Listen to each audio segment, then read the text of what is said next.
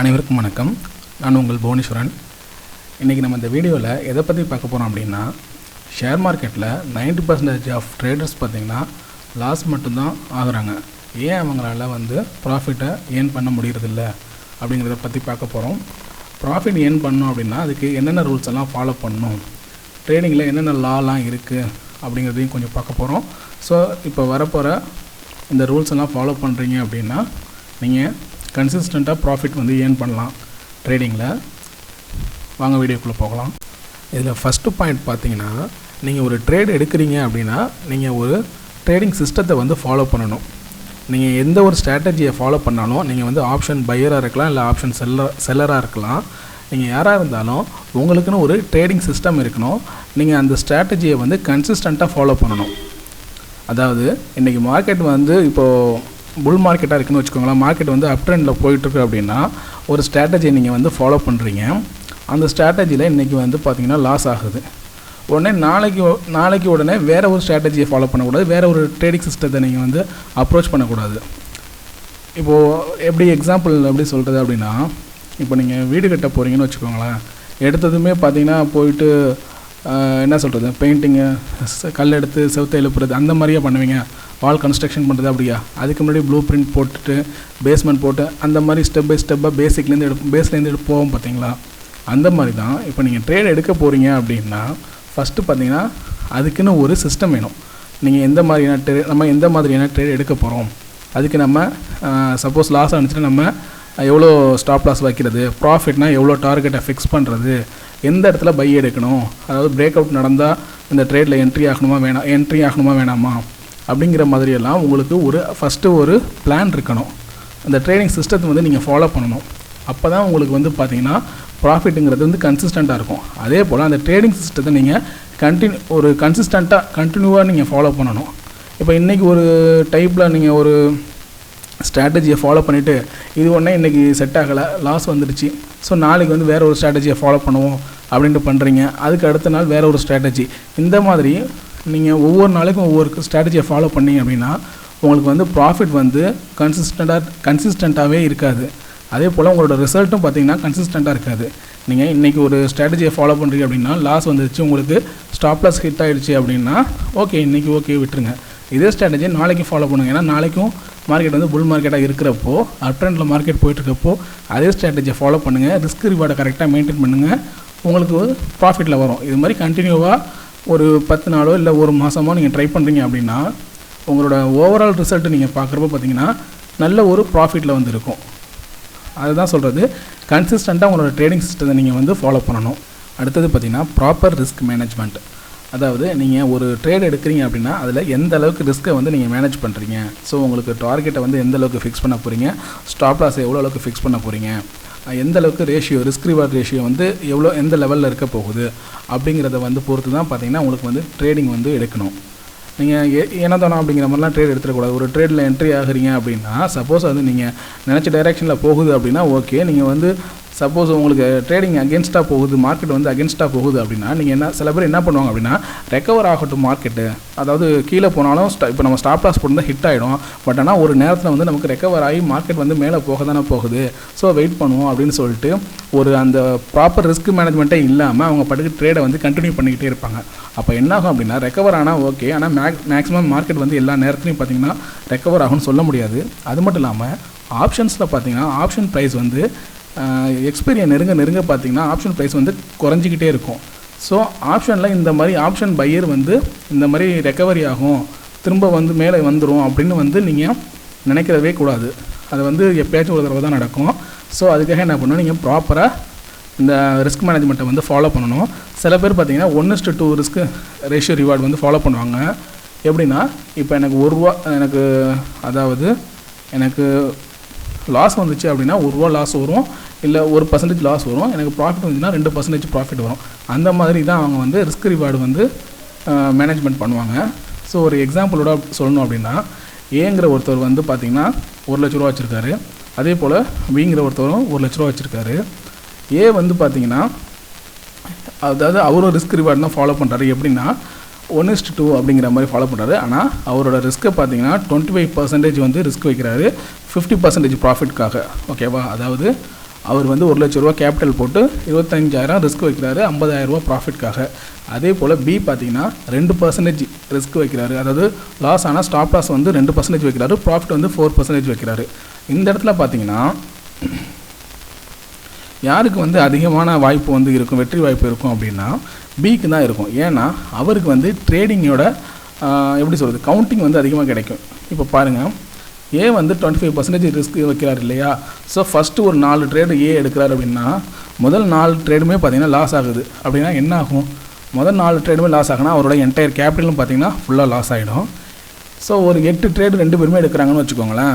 முதல் 4 trade loss ஆகுது, அடுத்த 4 ட்ரேடு வந்து ப்ராஃபிட்டில் வருது. அப்படிங்கிறப்போ ஏ எடுக்கிற ட்ரேடு முதல் 4 ட்ரேடும் லாஸ் ஆகுது. அப்படிங்கிறப்போ 25 4 25, ஸோ 100% அவரோட கேபிட்டல் லாஸ் ஆகிடுச்சு. இதே பி ட்ரேட் எடுக்கிறாரு, 8 ட்ரேட் எடுக்கிறாரு. இவருக்கு ஏக்கு பார்த்தீங்கன்னா அடுத்த 4 ட்ரேட் எடுக்கிறதுக்கான கேபிட்டல் கிடையாது. ஏன்னா முதல் 4 ட்ரேடில் லாஸ் ஆனதுலேயே என்டையர் கேபிட்டலும் அவருக்கு காலி. ஸோ பி வந்து அடுத்ததாக ட்ரேட் எடுக்கிறாரு. அவர் ட்ரேட் எடுக்கும்போது அதே மாதிரி ஃபஸ்ட்டு 4 ட்ரேடு வந்து லாஸ் ஆகுது. ஆனால் அவருக்கு பார்த்தீங்கன்னா 2% தான் லாஸ் ஆகுது. அடுத்த 4 ட்ரேடு வந்து ப்ராஃபிட்டில் வருது. 4% பார்த்தீங்கன்னா அடுத்த 4 ட்ரேடும் ப்ராஃபிட்டு. ஓகேவா, 2 பேரும் ஒரே மாதிரி தான் மேலே ரிஸ்க்கை வந்து ஃபாலோ பண்ணுறாங்க 1:2ன்னு. ஆனால் அந்த எந்த அளவுக்கு நம்ம பர்சன்டேஜ் வைக்கிறோம் அப்படிங்கிறது தான் இதில் முக்கியம். ரொம்ப நம்ம வந்து ஆசைப்பட்டு அதிகப்படியான அமௌண்ட் வேணும்ன்ட்டு எப்போ நம்ம அந்த ரிஸ்க்கை வந்து ரொம்ப பெருசாக நம்ம பண்ணுறோமோ அப்போ நமக்கு வந்து அதிகமான ரிஸ்க் இருக்குது. எந்த அளவுக்கு நம்ம ரிவார்டு நம்ம கேட்குறோம், எந்த அளவுக்கு நமக்கு ப்ராஃபிட் வேணும் அப்படிங்கிறோமோ அந்தளவுக்கு பார்த்திங்கன்னா உங்களுக்கு ரிஸ்க் அதிகம். ஸோ இப்போ இந்த ஏக்கு பார்த்திங்கன்னா அவருக்கு என்டையர் கேபிட்டல் லாஸ் ஆகிடும். ஏன்னா ஓவராலாக அவர் வந்து அந்த முதல் 4 ட்ரேட்லேயே அவரோட டோட்டல் கேபிட்டலையும் லாஸ் பண்ணிட்டாரு. இதே பிக்கு பார்த்தீங்கன்னா 8% ப்ராஃபிட் இருக்கும். முதல்ல 4 ட்ரேடு வந்து லாஸ் ஆனாலும் அடுத்த 4 ட்ரேடு வந்து பார்த்திங்கன்னா அவங்க வந்து ப்ராஃபிட்டில் முடிஞ்சிருச்சு. ஸோ அதனால் 8% ப்ராஃபிட்டு. இதில் ஆப்ஷன் பையர் வந்து பண்ணுற தப்பு இதில் என்ன தெரியுமா பெருசாக, ஆப்ஷன் பையருக்கும் உள்ள செல்லருக்கும் உள்ள டிஃப்ரென்ஸ் இதில் சொல்கிறேன் பாருங்கள். ஆப்ஷன் செல்லர் வந்து பி மாதிரி, அதாவது ப்ராஃபிட் வந்து கம்மியாக இருந்தாலே போதும், நான் வந்து ஆனால் லாஸில் முடிக்க மாட்டேன். அதாவது அவங்க ஓவராலாக பார்க்குறப்போ கன்சிஸ்டண்ட்டாக பார்க்குறப்போ ஒரு மந்த்துக்கோ இல்லை 1 வீக்கோ அதை கால்குலேட் பண்ணி பார்க்குறப்போ ஆப்ஷன் செல்லர் மேக்ஸிமம் வந்து லாஸில் முடிக்க மாட்டாங்க. ஏதோ ஒரு அட்ஜஸ்ட்மெண்ட் பண்ணி ப்ராஃபிட்டில் தான் முடிக்க பார்ப்பாங்க. ஆனால் ப்ராஃபிட் பெருசாக சின்னதான்னு பார்க்க மாட்டாங்க. ஸோ எப்போயுமே ஆப்ஷன் செல்லர் வந்து ப்ராஃபிட் ஏர்ன் பண்ணிடுவாங்க. ஆனால் ஆப்ஷன் பையர் வந்து ஏ மாதிரி அவர் என்ன பண்ணுவார் அப்படின்னா கேபிட்டல் வந்து கம்மியாக வச்சுக்கிட்டு எனக்கு ஒரே நாள்லேயே டபுள் ஆகணும், இல்லைனா ஒரே நாளில் எனக்கு பாதிக்கு பாதி வேணும் அப்படிங்கிற மாதிரி பெருசாக ஆசைப்படுவாங்க ஆப்ஷன் பையர். அதனால தான் பார்த்தீங்கன்னா 90% ஆப்ஷன் பையர் பார்த்தீங்கன்னா அவங்களோட பணத்தை இழந்துக்கிட்டு இருக்காங்க. எப்போதுமே நீங்கள் ஒரு இதை எப்படி சொல்கிறது, நீங்கள் இந்த ஷேர் மார்க்கெட் எவ்வளோ ஆப்ஷன் ட்ரேடிங்க ஒரு பிஸ்னஸ் மைண்ட் செட்டோட நினச்சி பாருங்கள். நீங்கள் 1 லட்ச ரூபா நீங்கள் கேபிட்டல் போடுறீங்க வேறு ஏதோ ஒரு பிஸ்னஸில், அதை யூஸ் பண்ணி ஒரு நாளைக்கு நீங்கள் எவ்வளோ ப்ராஃபிட் பண்ண முடியும். ஏதோ ஒரு பிஸ்னஸ் பண்ணுறீங்கன்னு வச்சுக்கோங்க, அது மளிகை கடையோ இல்லை துணி கடையோ ஏதோ ஒன்று பண்ணுறீங்க, 1 லட்ச ரூபா இன்வெஸ்ட் பண்ணுறீங்க. அப்படிங்கிறப்போ அதிகபட்சம் அதுலேருந்து ஒரு நாளைக்கு எவ்வளோ ப்ராஃபிட் எடுப்பீங்க, 1% எடுப்பீங்களா, 1000 ரூபா நீங்கள் எடுப்பீங்களா? அந்த மைண்ட் செட்டை வந்து ஏன் இதில் கொண்டு வர மாட்டீங்க? ஆப்ஷன் பையர் வந்து அந்த மைண்ட் செட்டோடு நீங்கள் வந்து பாருங்கள், ஒரு நாளைக்கு 2% ப்ராஃபிட் கரெக்டான பிரேக் அவுட்டோ இல்லை கரெக்டான என்ட்ரியில் போயிட்டு ஒரு 2-3% வச்சு பாருங்கள், ஒரு நாளைக்கு 3000 ரூபாய் கிடைக்கும். அப்போ 1 லட்ச ரூபா நீங்கள் ட்ரை பண்ணுறீங்க, 1 லட்ச ரூபா கேபிட்டல் போட்டு ஒரு ட்ரேட் எடுக்க போகிறீங்க அப்படின்னா ஒரு 2-3% நீங்கள் வந்து யோசிச்சு பாருங்களேன், ஒரு 2000 ரூபா 3000 ரூபா. இதையே நீங்கள் கன்சிஸ்டண்ட்டாக பண்ணுறீங்க அப்படின்னா மாதத்துக்கு 22 ட்ரேடிங் டேஸ் வரும். ஸோ அதில் வந்து ஒரு 5 நாள் நீங்கள் கூட குறைச்சி ஏதோ ஒரு ப்ராஃபிட் லாஸ் வருது அப்படின்னு ஒரு 5 நாள் லாஸ் வருதுன்னு வச்சுக்கோங்களேன், மிச்சம் இருக்கிற ஒரு 15 நாள் ப்ராஃபிட் வருது அப்படின்னா அதுவே உங்களுக்கு பார்த்தீங்கன்னா ஓவராலாக கால்குலேட் பண்ணுறப்போ ஒரு 40,000-45,000 வந்துடும். இந்த மாதிரி கரெக்டாக கன்சிஸ்டண்ட்டாக நீங்கள் ஒரு ட்ரேடிங் சிஸ்டத்தை ஃபாலோ பண்ணுறீங்கன்னா. ஆனால் இங்கே யாருமே அப்படி பண்ணுறது கிடையாது. எதுக்காக என்ட்ரி எடுக்கிறோம், எதுக்காக ட்ரேட் எடுக்கிறோங்கிறதே தெரியாமல், ஒரு ப்ராப்பரான ஒரு கைடன்ஸ் இல்லாமல் ஏதோ ஒரு இடத்துல போய் நீங்கள் என்ட்ரி எடுக்கிறீங்க. நல்ல ஒரு பிரேக் அவுட் கிடைக்கணும், இல்லை ஆப்ஷன் பையருக்கு நல்ல ஒரு மொமெண்டம் இருக்கிற டைமிங்கில் மட்டும்தான் உங்களுக்கு வந்து ப்ராஃபிட் பண்ண முடியும். ஸோ அதுக்காக நீங்கள் வந்து வெயிட் பண்ணணும். அப்போ வந்து இந்த ப்ராப்பரான ரிஸ்க் மேனேஜ்மெண்ட்டை வந்து ஃபாலோ பண்ணணும். சப்போஸ் நீங்கள் ப்ரெடிக்ட் பண்ண மாதிரி சப்போஸ் போல் பிரேக் அவுட் ஆகியும் ஃபால்ஸ் பிரேக் அவுட் ஆகிடுச்சு, உங்களுக்கு அகேன்ஸ்டாக மார்க்கெட் போயிடுச்சு அப்படின்னா கரெக்டான இடத்துல நீங்கள் ஸ்டாப் லாஸ் போட கற்றுக்கணும். அப்போ தான் உங்களுக்கு பார்த்திங்கன்னா பெரிய லெவலில் லாஸ் இருக்காது. நம்ம அடுத்தது 3ஆவதாக பார்க்க போகிறது மணி மேக் மணி. அதாவது இது என்ன அப்படின்னா இந்த டாபிக் என்ன அப்படின்னா, நீங்கள் எந்த அளவுக்கு உங்கள்கிட்ட பணம் இருக்கோ அந்த அளவுக்கு உங்களால் ப்ராஃபிட் மேக் பண்ண முடியும். ஸோ நீங்கள் கம்மியான பணம் வச்சுருக்கீங்கன்னா உங்களுக்கு அந்த அளவுக்கு தான் ப்ராஃபிட் கிடைக்கும். அதே போல் நீங்கள் கேபிட்டல் எந்த அளவுக்கு உங்கள்கிட்ட அதிகமாகிட்டே இருக்கோ அந்தளவுக்கு உங்களுக்கு வந்து ப்ராஃபிட்டோட பர்சன்டேஜும் அதிகமாகிட்டு இருக்கும். ஃபார் எக்ஸாம்பிள் இப்போ உங்கள்கிட்ட 10,000 இருக்குதுன்னு வச்சுக்கோங்க கேபிட்டல், உங்களுக்கு நீங்கள் 20% பெர் ஆனம் இல்லை ஒரு பெர் மந்த்னே வச்சுக்கோங்களேன். பர் மந்த் வந்து டெய்லி 1% ப்ராஃபிட் எடுக்கிறீங்க ஏதோ ஒரு ஸ்ட்ராட்டஜி யூஸ் பண்ணி. ஸோ ஒரு மந்த்துக்கு வந்து 20% உங்களுக்கு ப்ராஃபிட் கிடைக்குது. அப்படிங்கிறப்போ உங்களுக்கு ஓவராலாக ப்ராஃபிட் பார்த்தீங்கன்னா 2,000 ரூபாய் இருக்கும். இதுவே உங்களோட கேபிட்டல் வந்து 1,00,000 ரூபாயாக இருந்துச்சுன்னா அதே 20% வந்து நீங்கள் ப்ராஃபிட் பண்ணுறீங்க அப்படின்னா உங்களுக்கு 20,000 ரூபா ப்ராஃபிட் கிடைக்கும். அதே போல் 10 லட்ச ரூபா உங்கள்கிட்ட கேபிட்டல் இருந்துச்சு, அதே 20% ப்ராஃபிட் பண்ணுறீங்க அப்படின்னா உங்களோட ப்ராஃபிட் ஓவராலாக ப்ராஃபிட் பார்த்தீங்கன்னா 2 லட்ச ரூபா இருக்கும். இதுதான் மணி மேக் மணி அப்படின்னு சொல்கிறது. உங்கள்கிட்ட எந்த அளவுக்கு பணம் இருக்கோ அந்த அளவுக்கு உங்களால் வந்து ப்ராஃபிட் அதிகமாக ஏர்ன் பண்ண முடியும். இப்போ நம்ம அடுத்ததாக பார்க்க போகிறது காம்பவுண்டிங் யுவர் ரிட்டர்ன்ஸ். அதாவது இப்போ வந்து ஒரு எக்ஸாம்பிளோட சொல்லணும் அப்படின்னா, இப்போ நீங்கள் வந்து 10 லட்ச ரூபா வந்து கேபிட்டல் வச்சு ஒரு 20% வந்து ப்ராஃபிட் பண்ணுறீங்க பெர் ஆனம். அதாவது ஒரு வருஷத்துக்கு 20% ப்ராஃபிட் பண்ணுறீங்க. அதில் 2 லட்ச ரூபா உங்களுக்கு வந்து ப்ராஃபிட்டாக கிடைக்குது. இப்போ நீங்கள் என்ன பண்ணுறீங்க அப்படின்னா அந்த 2 லட்ச ரூபாயை வந்து உங்களோட தேவைகளுக்காக நீங்கள் யூஸ் பண்ணுறீங்க. சரியா? திரும்பவும் அதே 10 லட்சத்தை வச்சு அடுத்த வருஷமும் நீங்கள் இது மாதிரி ட்ரேட் பண்ணுறீங்க. 20% வந்து நீங்கள் ப்ராஃபிட்டாக ஏர்ன் பண்ணுறீங்க. திரும்ப 2 லட்ச ரூபா கிடைக்குது. அதையும் செலவு பண்ணுறீங்க. உங்களுக்கு வந்து வேறு எதுவும் உங்களுக்கு இன்கம் இல்லை அப்படிங்கிற பட்சத்தில் இப்படி பண்ணிக்கிட்டு இருக்கீங்க அப்படின்னா இது வந்து நார்மலான ரிட்டர்ன் உங்களுக்கு. இதுவே நீங்கள் வந்து உங்களுக்கு வந்து வேறு ஒரு ஜாபோ இல்லை வேறு ஒரு ஏதாவது பிஸ்னஸ் இருக்குது அப்படிங்கிறப்ப உங்களோட தேவைகளை வந்து அதுலேருந்து வர ப்ராஃபிட்லேருந்து எடுத்துக்கிறீங்க. அப்போ உங்களுக்கு இந்த பேலன்ஸ் இருக்கிற 2 லட்சம் வந்து உங்களுக்கு மிச்சம். ஸோ அந்த 2 லட்சத்தை வந்து அடுத்த வருஷம் அந்த 2 லட்சத்தை சேர்த்து 12 லட்சமாக உங்களோட கேபிட்டலை வந்து நீங்கள் வந்து வச்சுக்கிறீங்க.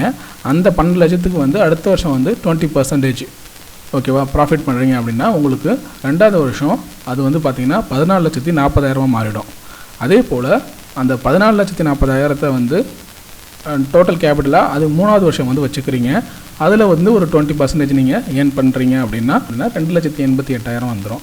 ஸோ அதை வந்து அதோட ஆட் பண்ண போகிறீங்க. இது மாதிரி காம்பவுண்டிங் பண்ணிக்கிட்டே இருக்கும்போது ஒரு 10 வருஷம் கழித்து பார்த்தீங்க அப்படின்னா உங்களுக்கு வந்து நல்ல ப்ராஃபிட்டில் வந்து முடியும். அதே போல் எந்த ஒரு ஸ்ட்ராட்டஜியும் பார்த்தீங்கன்னா எல்லா நேரத்துலையுமே வந்து கரெக்டாக ஒர்க் ஆகாது. அதாவது இப்போ நீங்கள் ஒரு ஸ்ட்ராட்டஜி வச்சுருக்கீங்க அப்படின்னா அது வந்து புல் மார்க்கெட்டுக்கு ஒரு மாதிரியும் பியர் மார்க்கெட்டுக்கு ஒரு மாதிரியும் இப்போ வந்து மார்க்கெட் வந்து கன்சால்டேட் ஆகிட்டுருக்கு சைட்வேஸில் போயிட்டுருக்கு அப்படின்னா அந்த டைமிங்கில் ஒரு மாதிரியும் ஆக்ட் ஆகும். ஸோ மார்க்கெட் ஒவ்வொரு டைரெக்ஷனில் போகும்போது அதுக்கு தகுந்த மாதிரியான ஸ்ட்ராட்டஜியை தான் நீங்கள் ஃபாலோ பண்ணுமே தவிர ஒரே ஸ்ட்ராட்டஜியை வச்சுக்கிட்டு நீங்கள் எல்லா டைமிங்லேயும் அதை வந்து யூஸ் பண்ணீங்க அப்படின்னா உங்களுக்கு வந்து லாஸில் தான் முடியும். ஸோ மார்க்கெட்டோட கண்டிஷனை பொறுத்து அதுக்கு தகுந்த மாதிரி உங்களோட ஸ்ட்ராட்டஜியை வந்து நீங்கள் சேஞ்ச் பண்ணிக்கணும். உங்களோட ட்ரேடிங் சிஸ்டத்தை வந்து நீங்கள் சேஞ்ச் பண்ணிக்கணும். எந்த மாதிரியான டைமிங்கில் எந்த மாதிரியான ஸ்ட்ராட்டஜியை யூஸ் பண்ண போகிறோம் அப்படிங்கிறத வந்து நீங்கள் முன்னாடியே பார்த்தீங்கன்னா டிஃபைன் பண்ணி வச்சுக்கணும். அதுக்கடுத்து தான் எங்கிட்ட பலரும் நிறையா கேட்குற ஸ்ட்ராட்டஜிஸ் சார் ஏதாச்சும் ஒரு நல்ல ஸ்ட்ராட்டஜி வந்து இருந்தால் சொல்லுங்கள், பெஸ்ட்டு ஸ்ட்ராட்டஜி இருந்தால் ஆப்ஷன் பையருக்கு சொல்லுங்கள் அப்படின்னு கேட்குறாங்க. நீங்கள் எது டிஃபைன் பண்ணி பெஸ்ட்டு ஸ்ட்ராட்டஜின்னு ஒரு ஸ்ட்ராட்டஜியை சொல்லுவீங்க? இப்போ எப்படி அதுக்கு வந்து நிறைய க்ரைட்டீரியா இருக்குது. இப்போ எப்படின்னா லோ கேபிட்டல் இருக்கிற ஸ்ட்ராட்டஜியா, இல்லை ஹை ரிட்டர்ன்ஸ் கொடுக்குற ஸ்ட்ராட்டஜியா, இல்லை ரிஸ்க் ரிவார்ட் ரொம்ப கம்மியாக இருக்கிற ஸ்ட்ராட்டஜியா, அது மாதிரி நிறைய க்ரைட்டீரியா இருக்குது. எதை வச்சு நம்ம இதை வந்து பெஸ்ட்டு ஸ்ட்ராட்டஜின்னு சொல்ல முடியும்? எங்கிட்ட பணம் நிறையா இருக்குது, ஸோ வந்து நான் வந்து எங்கிட்ட ப்ராஃபிட்டு அதாவது லாஸே வரக்கூடாது, ப்ராஃபிட் மட்டும் வேணும், அந்த மாதிரி ஸ்ட்ராட்டஜி சொல்லுங்கள் அப்படின்னு ஒருத்தவங்க கேட்பாங்க. அவங்களுக்கு அது பெஸ்ட்டாக தெரியும். சில பேர் என்கிட்ட வந்து கேபிட்டல் ரொம்ப ரொம்ப கம்மியாக இருக்குது ஆனால் நான் நிறையா ப்ராஃபிட் பண்ணணும் அப்படின்னு கேட்பாங்க. ஸோ அவங்களுக்கு அதுக்கு தகுந்த மாதிரியான ஒரு ஸ்ட்ராட்டஜி வந்து பெஸ்ட்டாக இருக்கும். ஸோ ஒவ்வொருத்தவங்களுக்கும் பார்த்திங்கன்னா பெஸ்ட்டு ஸ்ட்ராட்டஜி அப்படிங்கிறது அவங்களோட ட்ரேடிங் சிஸ்டத்துக்கு தகுந்த மாதிரி மாறும். அதை நீங்களாக கண்டுபிடிக்கணும். ஸோ உங்களோட ட்ரேடிங் டைப் எப்படி இருக்குது, நீங்கள் எந்த மாதிரியான கேபிட்டல் வச்சுருக்கீங்க, உங்களுக்கு ரிஸ்க் ரிவார்டு எந்த மாதிரி இருக்குது அப்படிங்கிறதெல்லாம் நீங்கள் அனலைஸ் பண்ணிவிட்டு அதுக்கு வந்து எந்த ஸ்ட்ராட்டஜி வந்து உங்களுக்கு சூட் ஆகும் அப்படிங்கிறத வந்து நீங்கள் தான் கண்டுபிடிக்கணும். அதுதான் உங்களுக்கு பெஸ்ட்டு ஸ்ட்ராட்டஜியாக இருக்கும். ஸோ இந்த மாதிரியான இப்போ நான் சொன்ன எல்லா பாயிண்ட்ஸையும் நீங்கள் நினைவில் வச்சுக்கிட்டு ட்ரேட் பண்ணுறீங்க அப்படின்னா உங்களால் ஒரு நல்ல ட்ரேடராக ஷேர் மார்க்கெட்டில் இருக்க முடியும். நல்லபடியாக ட்ரேட் பண்ணுங்கள், ப்ராஃபிட் ஏர்ன் பண்ணுங்கள். தேங்க்யூ. இந்த வீடியோ உங்களுக்கு பிடிச்சிருந்துச்சுன்னா லைக் பண்ணுங்கள், மற்றவங்களுக்கும் ஷேர் பண்ணுங்கள். உங்களுக்கு ஏதாவது சந்தேகங்கள் இருந்தால் கமெண்ட் பண்ணுங்கள். மறக்காமல் சப்ஸ்கிரைப் பண்ணிவிடுங்க. தேங்க்யூ.